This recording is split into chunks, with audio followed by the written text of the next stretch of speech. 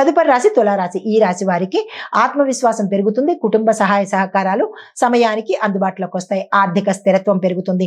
దాంపత్యంలో అనుకూలమైన వాతావరణం కనిపిస్తోంది. గతంలో ఏమైనా ఒడిదుడుకులు ఉంటే కనుక అవి సమసిపోయి ఒక సమస్యకు పరిష్కారం అయితే దొరుకుతుంది.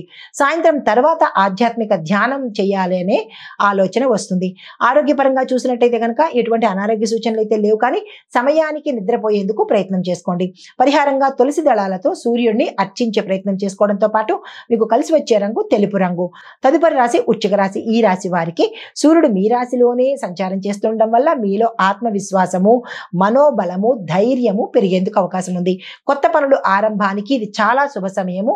ఎవరెవరు ఏ కొత్త పనులు ప్రారంభించాలన్నా ఈ రోజును ఉపయోగించుకునే ప్రయత్నం చేసుకోండి. చిన్న చిన్న కష్టాల తర్వాత మీకు విజయం వచ్చే అవకాశం కనబడుతోంది. కొంత ఊరట, సంతోషము కలుగుతాయి.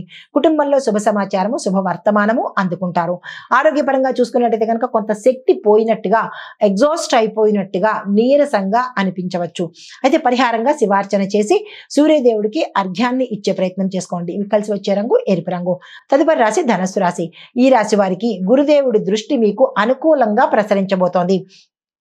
ఆధ్యాత్మికత, దానము, మంచి మాటలు, సత్ప్రవర్తన చూపిస్తారు ఈ రోజు మీరు. అయితే వృత్తి ఉద్యోగాలలో ప్రశంసలు పొందుతారు. కేడర్ కూడా మారే అవకాశాలు కనబడుతున్నాయి. విద్యార్థులకు విజయం కలిగేటట్టుగాను అన్ని రంగాల్లో ఉన్న వాళ్ళకు ఆర్థిక లాభాలు, మీ యొక్క అంటే ఏ రంగంలో ఉన్న వాళ్ళకి ఆ రంగంలో లాభాలు వచ్చే అవకాశాలు ఎక్కువ కనబడుతున్నాయి. ఆరోగ్యపరంగా చూస్తున్నట్టయితే కనుక కడుపుకు సంబంధించినటువంటి జాగ్రత్తలు తీసుకోండి. జీర్ణ వ్యవస్థకు సంబంధించిన సమస్యలు రాబోతున్నాయి. అయితే పరిహారంగా గాయత్రి మంత్రాన్ని 21 సార్లు చదివే ప్రయత్నం చేసుకోండి. కలిసి వచ్చే రంగు పసుపు రంగు.